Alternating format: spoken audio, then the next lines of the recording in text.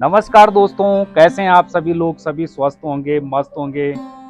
तो स्वागत है दोस्तों आज के नए ब्लॉग में आपका। और मेरे साथ खड़े हैं वृक्ष मित्र, और जिनको कि विगत 1.5 दशकों से मैं देखते हुए आ रहा हूं कि सर से लेकर पैर तक यह हरे कपड़े पहनते हुए आ रहे हैं। यदि मैं इनके पास बैग की बात करूं तो वो भी आप लोग देख सकते हैं हरा है। यदि मैं इनके बैग के अंदर छाते की बात करूं, जो भी सामान इनके बैग में लगभग पड़ा हुआ है सभी हरे रंग का है।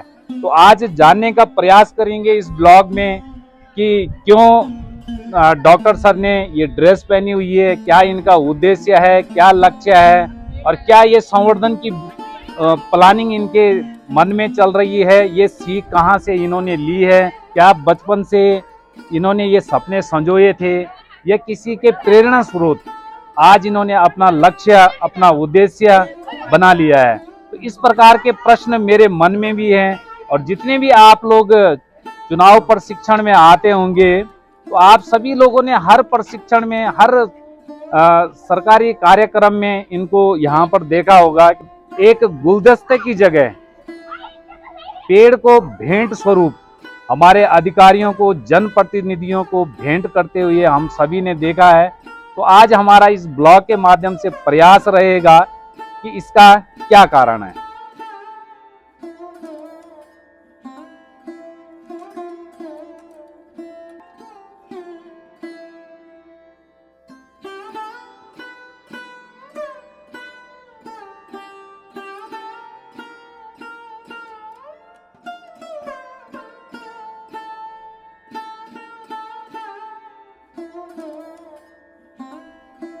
जानने का प्रयास करते हैं। मैं डॉक्टर त्रिलोक चंद सोनी, मुझे वृक्ष मित्र के नाम से जानते हैं और पर्यावरण के दृष्टि से काम करते हुए मुझे पर्यावरणविद की जो उपाधि है वो भी मिली हुई है। मैं मूलतः जो है कि जनपद चमोली का विकास खंड देवाल ग्राम सभा पुणे का रहने वाला हूँ और शिक्षा विभाग में एक शिक्षक के पद पर कार्य कर रहा हूँ। मुझे अभी शिक्षा विभाग में कार्य करते हुए 27 साल हो चुके हैं और लगातार इन 27 सालों में मैंने अपने युवाओं को इस पर्यावरण के क्षेत्र में जोड़ के रखा है ताकि हम एक अच्छा शिक्षा के साथ साथ एक सुसज्जित समृद्ध समाज को बना पाएं।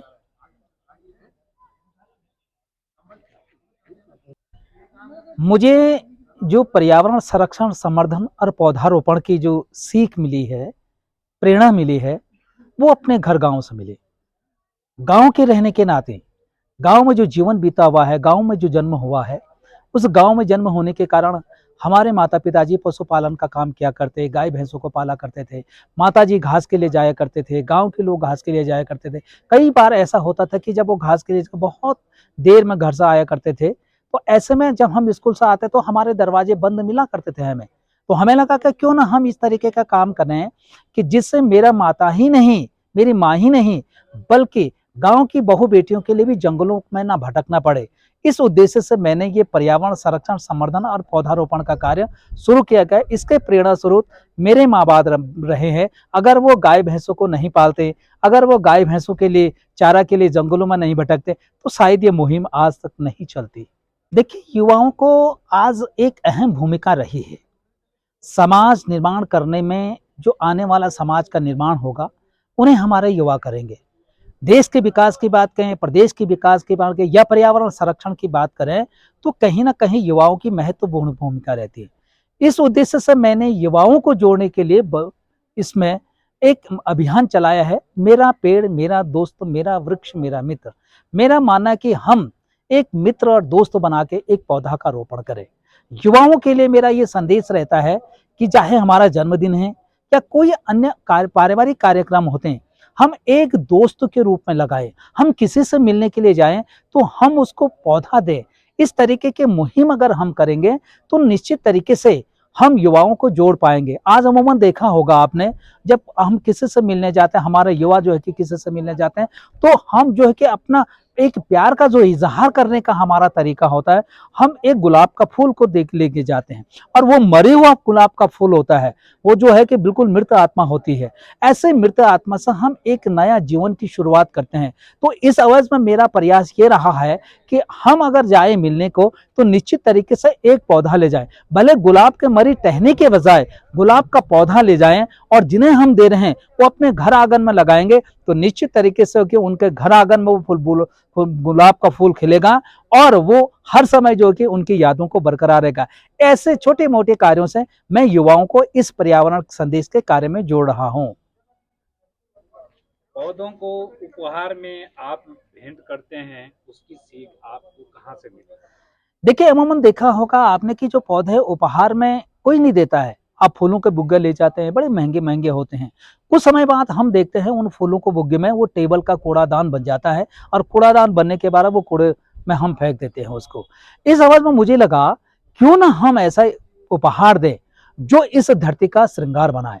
इसलिए मैंने पौधे उपहार में भेंट देने का जो कार्यक्रम शुरुआत की है वो मेरे द्वारा ही शुरू की गई। ये प्रेरणा मुझे मेरे गांव से मिली है, मेरे घर से मिली है, मेरे माता पिता से मिली है। वो प्रेरणा इस तरीके से मुझे मिली कि घर में जब हमारे गाय भैंस होते थे और मेरे माता पिताजी जंगलों में हमारे जो मांगा होते थे जहां हम पेड़ पौधे लगाया करते थे, वहां हम पेड़ पौधे लगाने जाते थे तो मेरे माताजी हो गए, मेरे पिताजी हो गए, मैं होगा, हम जाते थे। पिताजी पेड़ लगाने के लिए गड्ढा बनवाया करते थे और माँ जो है कि दूर से मुझे पौधा देती थी, जा बेटा आप जा अपने पिताजी के हाथ में इस पौधे को दे के रहा है। तो वो पौधा मैं अपने पिताजी के हाथ में दे देता था। तब मुझे ये नहीं था कि आगे में जाके पौधे उपहार में भेंट करूंगा। वो जो मैं पेड़ लगाने के लिए माँ मुझे पौधे देती थी, मेरे पिताजी गड्ढा बनवा कर उस गड्ढे में पौधा लगाते थे और उस पौधे को लाकर के मैं अपने पिताजी के हाथ में देता था। जो माँ मुझे पौधा देती मैंने पिताजी के हाथ में दिया, वो पौधा जो है कि धरती में लगाएगा। तो जो वो सीख पौधे लगाने की थी वो मैंने बड़ा होकर के जो है कि वो ना मैंने वृक्ष भेंट आंदोलन के रूप में उसको शुरू करता है। उसी के एवज में आज मैं पौधे उपहार में भेंट करता हूं। मैं अभी तक जो है कि 20,000 से अधिक लोगों को पौधे उपहार में भेंट कर चुका हूं, जिसमें उत्तराखंड सरकार के माननीय मुख्यमंत्री जी होंगे, राज्यपाल जी होंगे, हमारे केंद्रीय मंत्री जी होंगे और हमारे जनप्रतिनिधि होंगे, हमारे शिक्षा विभाग के अधिकारी होंगे। जो भी है मैं सबको मैं एक एक पौधा उपहार में भेंट करता रहता हूं। मेरा संदेश ये रहता है कि अगर हम पौधे को उपहार स्वरूप देंगे तो निश्चित तरीके से कहीं ना कहीं हम उस पौधे को लगाएंगे। अगर हम उसको कहीं भी फेंकते हैं तो निश्चित अगर वो जड़ पकड़ लेता है तो वहां पे एक पौधा बन के रहेगा और इस तरीके से हमारा प्रकृति का श्रृंगार सजेगा। सर जो है मैंने आपकी जो ड्रेस है ये कब से पहननी शुरू किया आपने? आपको कई बार हमने देख दिया, लगभग 8-9 साल हमको भी हो गए विभाग में। तो आप जो फैशन का जो दुनिया है उसमें आप कभी ये पहन रहे हैं, हरी जो पोशाक पहन रहे हैं, सारे आपकी जो पोशाक, उसके बारे में क्या कहेंगे? बिल्कुल, जो ये मेरे हरी पोशाक है वो सिर की टोपी से लेकर के मेरे जूते जग भी हरे रहते हैं। और इस पोशाक का उद्देश्य ये है कि जिस तरीके से कोई सेमिनार कर लेते हैं, कोई जो है कि गोष्ठियां कर लेते हैं, उस तरीके से पर्यावरण का संदेश देते हैं। लेकिन मेरा मानना है कि मैं चलने से भी फिरने से भी पर्यावरण का संदेश दूं। उस अवसर में मैंने ये हरे कपड़े पहने हुए हैं, उसमें साफ मैंने लिखा वृक्ष मित्र, यानी कि एक पेड़ को हम दोस्त बना कर रखें। अगर मेरे पीठ पीछे देखें तो आप देखेंगे आओ मिलकर उत्तराखंड को हरित प्रदेश बनाएंगे, इस तरीके के स्लोगन लिखे रहते हैं। तो जो लोग मुझे देखते हैं बड़ी तादाद में देखते हैं ये कौन सा अजूबा जा रहा है इस तरीके से भेष पहन करके। निश्चित तरीके से कहीं ना कहीं मैंने इस प्रकृति को सजोने के लिए, इस पर्यावरण का संरक्षण करने के लिए अपनी इच्छाओं को बलिदान किया है, अपने इच्छाओं का घुटन किया है। जहां अमूमन आप एक तौर में देख रहे हैं कि लोग बड़े फैशन की दुनिया महंगे महंगे कपड़े पहने, मैं एक पर्यावरण संदेश के देने के लिए अपने इन कपड़ों का धारण करके एक पर्यावरण सजाने का प्रयास कर रहा हूं। मैं ही नहीं बल्कि मेरी पत्नी भी जो है वो भी मेरे साथ कंधे से कंधे मिला करके, हम दोनों पति पत्नी जहां भी जाते हैं, मेरी पत्नी का नाम किरण सोनी है, हम दोनों जहां भी जाते हैं इन हरे कपड़े में जाते हैं। तो उसका ये हो जाता है कि मुझे किसी को समझाने की जरूरत नहीं होती कि भाई ये हरे कपड़े पहनने का क्या उद्देश्य है। लोग समझ जाते हैं कि कहीं ना कहीं ये पेड़ पौधे बचाने वाले हैं और पेड़ पौधे लगाने वाले हैं। हम ये चाहते हैं कि देवभूमि उत्तराखंड के एक अलग पहचान होनी चाहिए और वो पहचान हमको निश्चित तरीके से इस तरीके से देना चाहिए कि एक पहनाव से भी हमारा प्रदेश का संदेश पूरे देश दुनिया में जाना है। वो प्रयास मैं कर रहा हूँ हरे कपड़ों को पहन करके। धन्यवाद सर। जब आप शादी ब्याह में जाते हैं सर, तो आप इसी ड्रेस में जाते हैं सर? क्योंकि आजकल जब शादियाँ होती हैं हम देखते हैं कि मतलब बहुत सारे लोग ड्रेस चेंज करते हैं। मंगल स्नान में जैसा आप बांध देते हैं, उसमें पीले कपड़े पहनते हैं, शाम को कुछ और। तो सर उसके बारे में आप कुछ बताएंगे सर? मैं घर के जो भी कार्यक्रम होते हैं, हमारे पारिवारिक कार्यक्रम होते हैं, सामाजिक कार्यक्रम होते हैं, ऐसे कार्यक्रमों में इन्हीं कपड़ों को पहन के जाता हूँ। विशेषकर शादी विवाह में जहाँ लोग बड़े बड़े कोट पैंट पहन के जाते हैं, टाइयाँ पहन के जाते हैं, आंखों में चश्मा लगा के जाते हैं, हम अपने जब शादी विवाह में जाते हैं अपनी हरी ड्रेस पहनते हैं, अपना पुराना झोला डालते हैं, वो कंधे वाला जो झोला होता है, और उसमें एक पौधा लेके जाते हैं। शादी विवाह में जाने के बाद जो नव दंपति जीवन शुरू करते हैं दुल्हा दुल्हन का, उनको एक पौधा उपहार में भेंट करता हूँ। वह पौधा मैं शगुन में उनको देता हूँ। मेरा प्रयास ये रहता है कि जिस तरीके से एक पौधा है हम उनको उपहार स्वरूप दे रहे हैं, निश्चित तरीके से जिस तरीके से खुशहाली इस धरती में एक पौधा देता है, ऐसी खुशहाली उनके जीवन में आए, इसलिए मैं शगुन में दुल्हा दुल्हन को पौधा उपहार में देता हूँ।